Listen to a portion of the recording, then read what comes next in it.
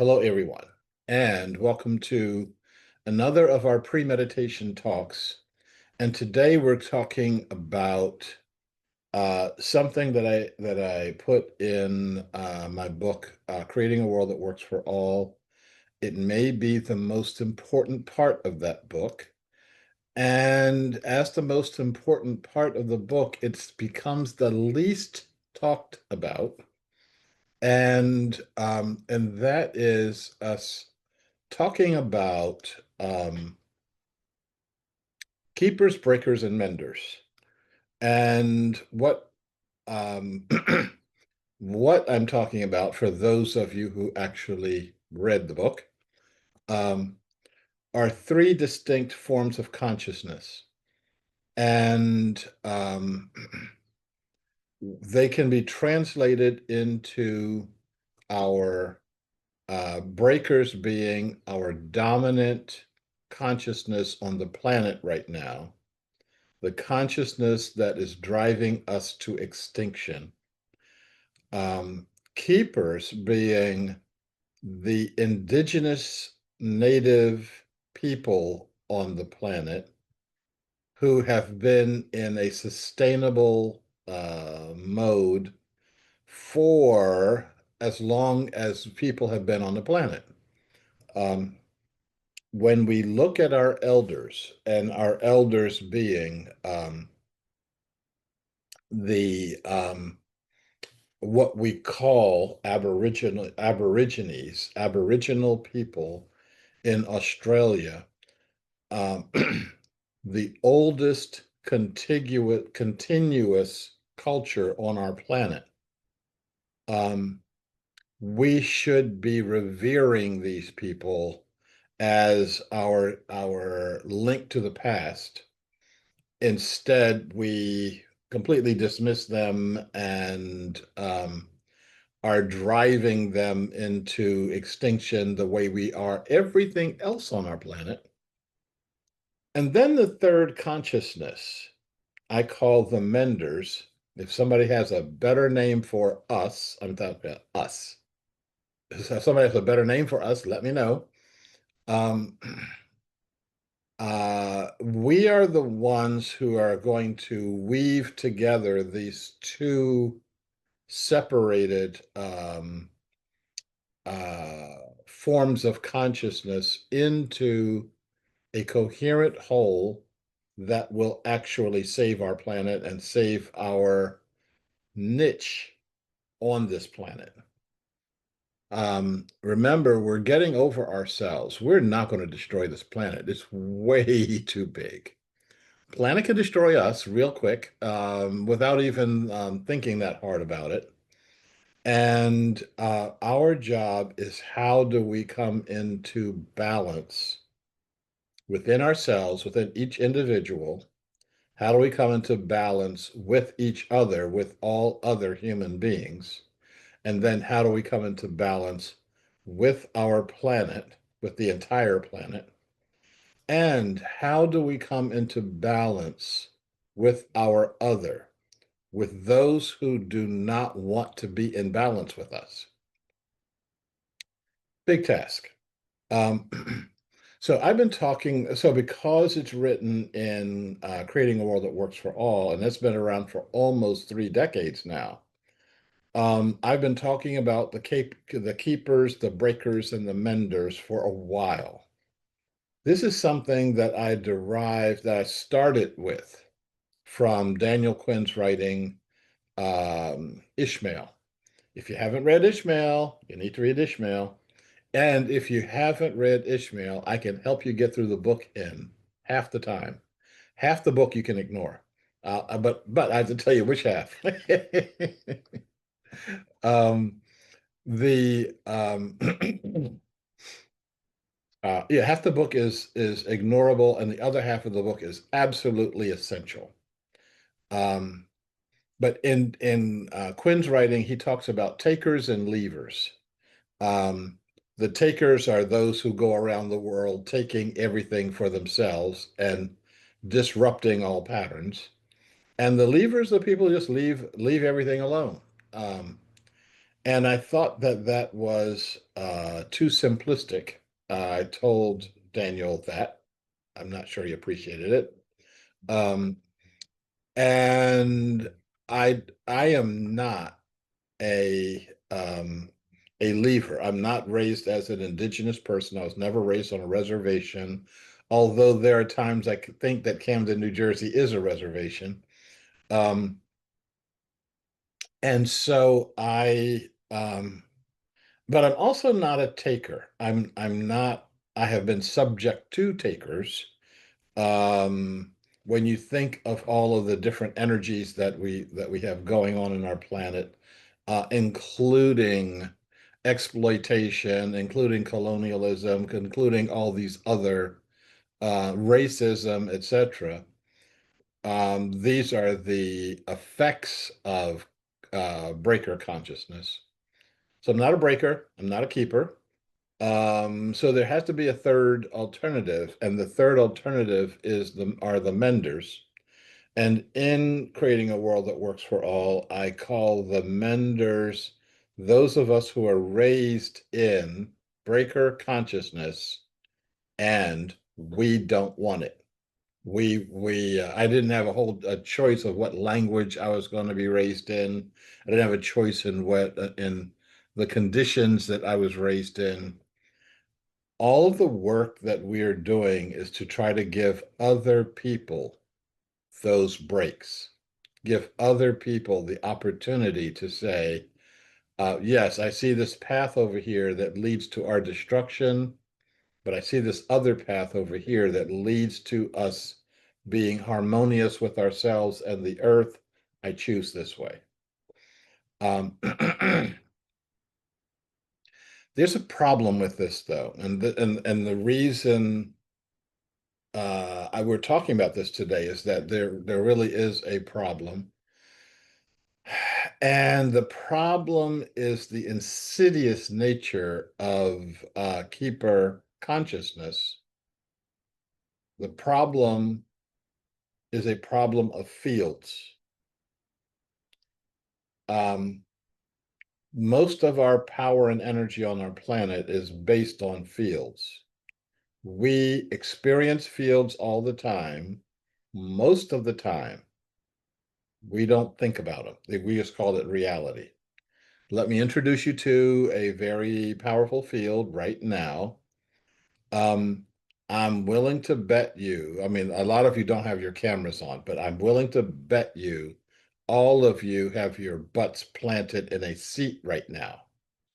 Now, the force that plants your butt in that seat is called gravity.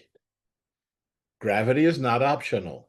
No one asks, I've never heard anybody ask, oh, do you believe in gravity? Um, go to a 5-story window, jump out, and then ask the question. Um, you will have a painful introduction to gravity, and uh, we need to respect it like we respect the electromagnetic spectrum. Um, and if you don't, go to the nearest electrical socket, stick your finger in it. After you've done that, come back and let's talk about it. You will have a newfound sense of and a respect for electricity if you're still alive. Um, so we experience fields, but more than language, more than even consciousness, and you know how big I am on consciousness. We're talking about about keepers and breakers being fundamental fields that don't communicate well with each other. So it's like being caught in two different electromagnetic fields. You're being pulled this way, and then you're being pulled that way. Right now, the breaker field on our planet has been the stronger field. That's changing right now. It's changing profoundly right now. And you've got to check the news every day as to how profoundly that field is changing. Our physical electromagnetic field is changing. If you look at uh, the recent um, earthquakes, volcanoes, etc., that have been going on and have been getting stronger and stronger. And every day it's like, oh, this has been the strongest quake ever. No, no, this one is the strongest one. The tomorrow's is going to be really a doozy. Um, our breaker consciousness field is flipping right now, and everything that we can see in the news is destabilizing the breaker consciousness field. That's actually a good thing, although it may have some pretty unfortunate short-term consequences. Um, if you look at the wars that are going on our planet right now, you look at our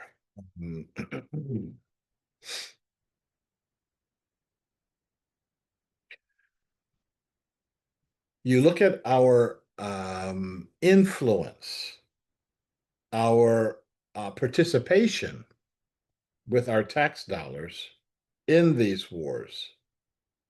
We see that there's some strange things going on and going on in our name. Um, the the keeper field should be growing stronger. The breaker field should be going away. That can happen smoother and more effectively when we are consciously participating in it, but we can't consciously participate in it. Well, it's difficult for us to consciously participate in it while we're still practicing breaker consciousness. I am practicing breaker consciousness. I don't want to, I don't like it, and therefore that's why we're talking about it right now.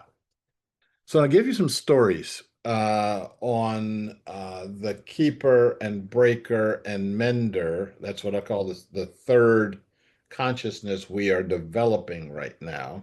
Remember, you got a better name, let me know. Um, um,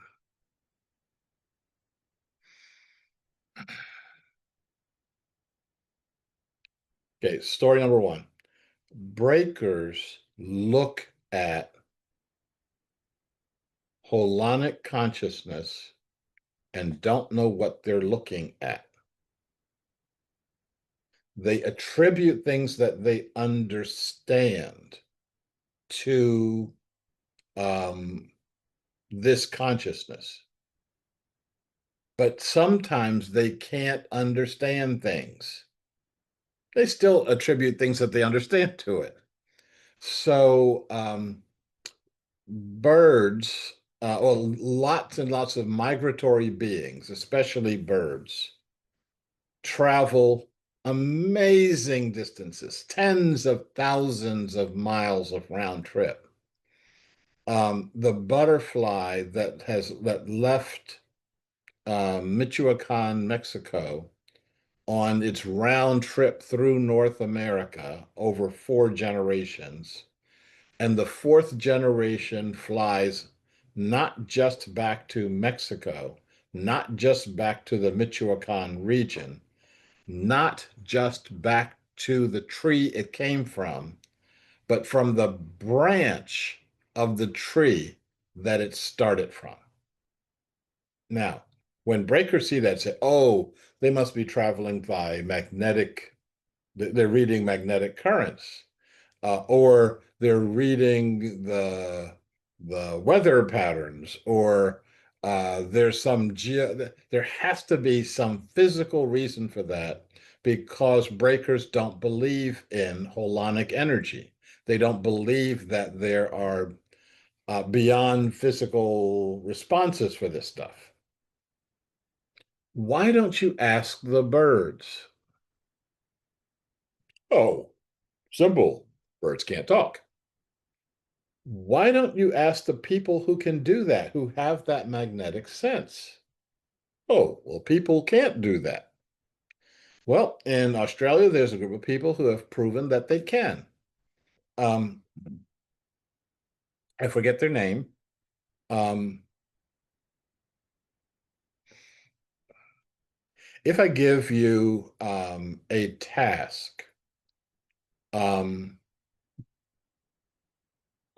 uh, this is the uh,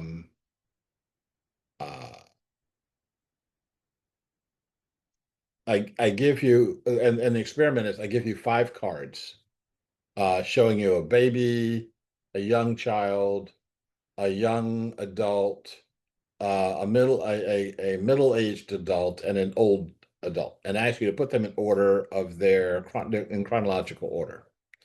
And you'll put them out on a table, and you will put them on the table in the order that your language goes. So us English speakers will start on the left side and we'll put them in order, going to the right. Unless you speak an Asian language, in which case the top is where you do the ordering. So the first card goes at the top and then you go down. Unless you speak Arabic or um, one of the other languages that starts from right to left. So you put the first card to the right and go over. These folks in Australia um, put the card closest to the rising sun. Okay, so first card goes closest to the rising sun, then the next, and the bottom card, the old person, is closest to the sunset. And this actually makes sense, and so everybody says, "Oh, okay, that's cool." Now, if you turn them around to the other side of the table, they still put the cards closest to the sunset. If you put them in a shielded room, they will still put the cards closest to the sunset. So how do they know where the sunset is? They know. They just know. You can put them in an electromagnetically shielded room. It's harder for them to figure it out, but they can still figure it out. How so now, and those are human beings. You can say, how did you figure this out? And the answer is always simple. I know. They practice one of the five latent powers, and that is global knowing. You just know everything. You know what the earth knows. You are part of that. Um, Second story.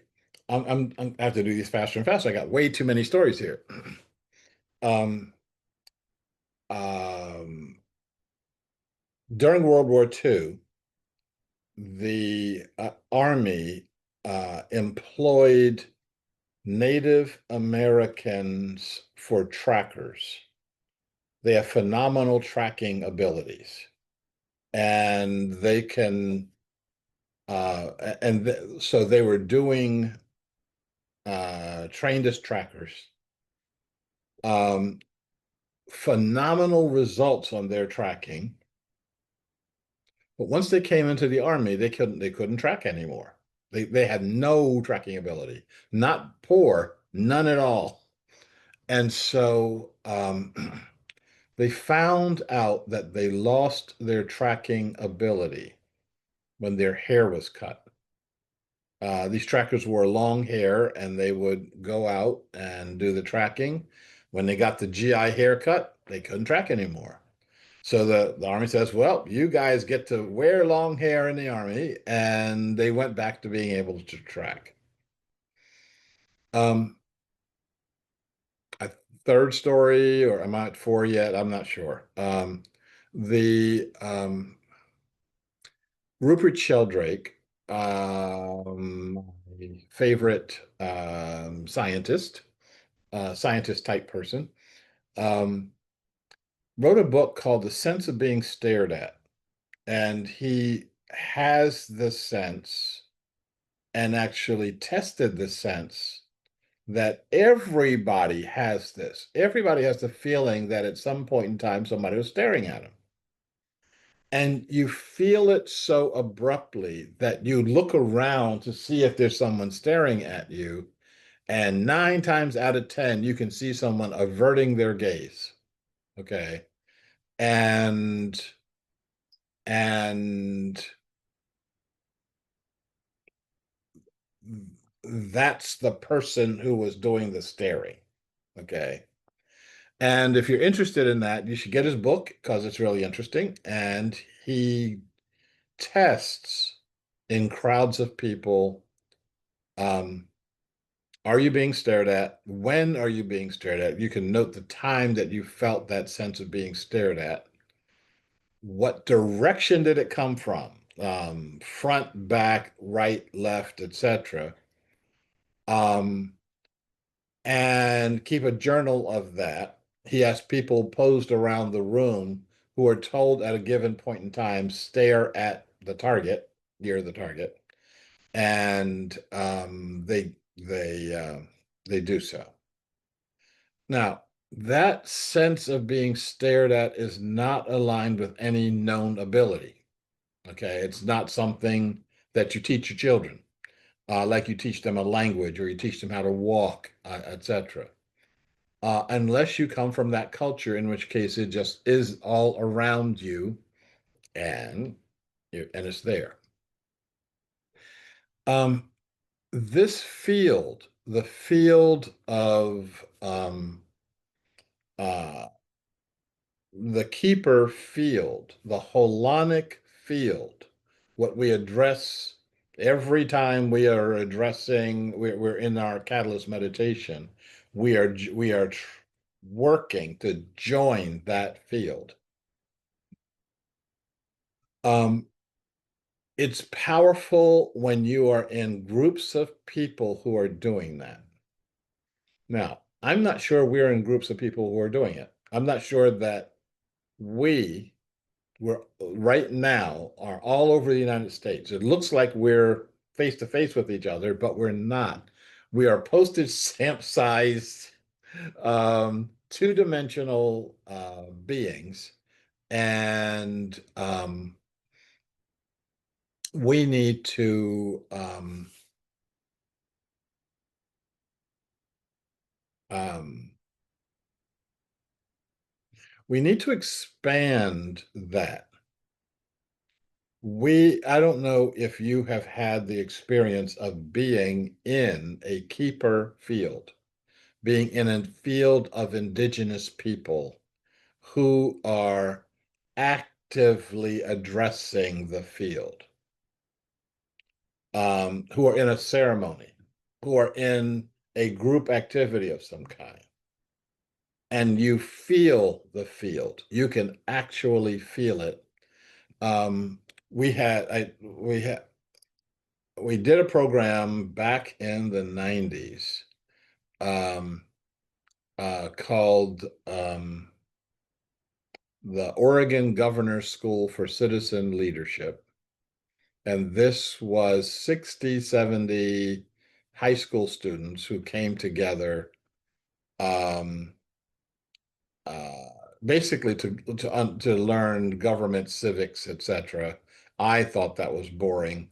I thought that they needed something else to prepare them for the 21st century.